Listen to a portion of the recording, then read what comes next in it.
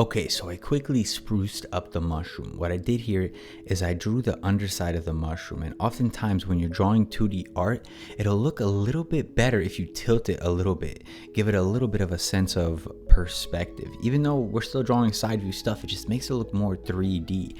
And look at this, I even made the underside look like it's going behind the center trunk or whatever it's called on the mushroom. Okay, so there are several ways not to shade. So here are some common texturing mistakes. You do not want to pancake shade. Pancake shading is actually very common, and I used to do it, and it doesn't look that bad, to be fair. And then pillow shading. This is like when you have a gradient that is equal on all sides. And that's basically when you don't have a good sense of lighting or where the light is coming from.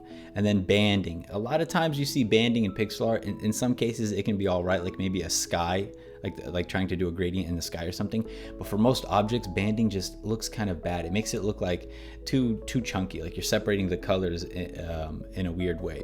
And then dithering. Dithering was common back in the day when color palettes were really limited. However, when you do small sprites, dithering can actually kind of look like a texture, and it can also make it look way too messy. And then mixels. Mixels is not very common, but I've seen this more recently. It's when you have some pixels that are larger than others. You see how big this pixel is and how big this one is? The pixel size isn't consistent.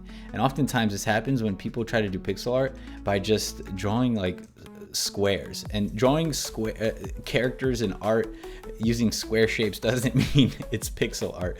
You should really draw stuff at a very, very low resolution, and then if you want it to be larger, just export it at a larger resolution. And if you can't add the details you need, then just draw your art at a higher resolution.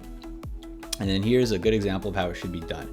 Honestly, I would not do it exactly like this. I'll show this in this mushroom so that we get a good idea of how these work. But we're gonna save that for the next episode. I'm a struggling solo indie game dev, and if any of my free pixel art videos have ever helped you, please consider supporting me on Kickstarter. It's just 15 bucks to get the game, and I'm gonna end up selling it for more on Steam when it releases. So this is a great way for you to get a discount and keep me alive.